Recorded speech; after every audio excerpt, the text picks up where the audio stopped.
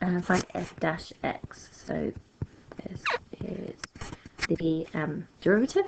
So that would be f dash x equals 3px squared plus 2px plus q.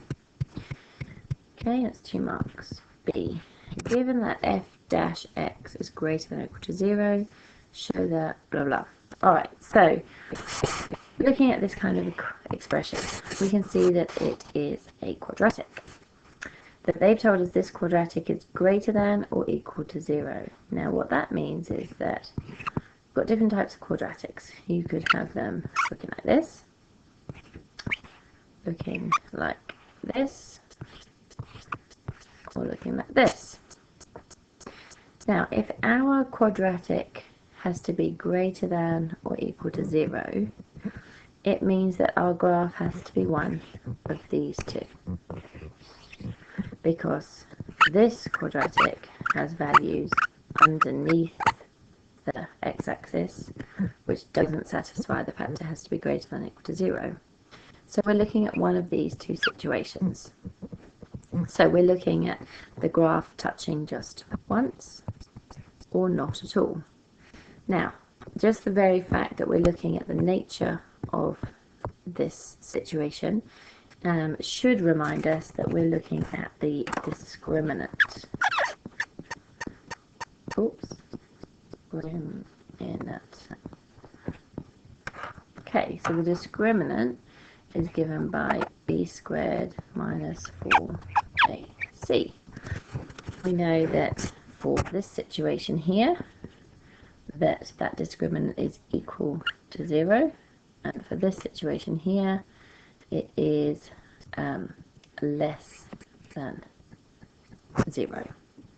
Hopefully you remember that.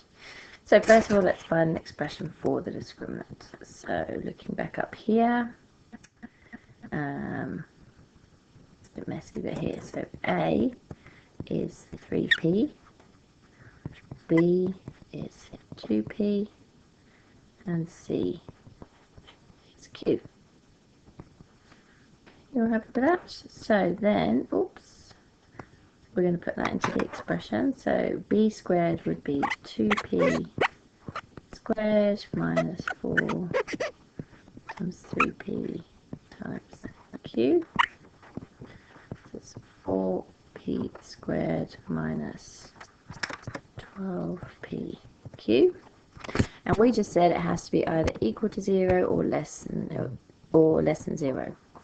So we would then say that 4p squared minus 12pq is less than or equal to 0.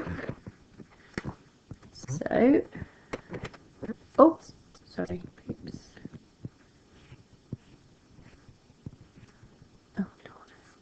So, 4p squared is less than or equal to 12pq. What we've got to show? That p squared is less than or equal to 3pq. So we just divide both sides by 4. So we've got p squared is less than or equal to 3pq. Question done.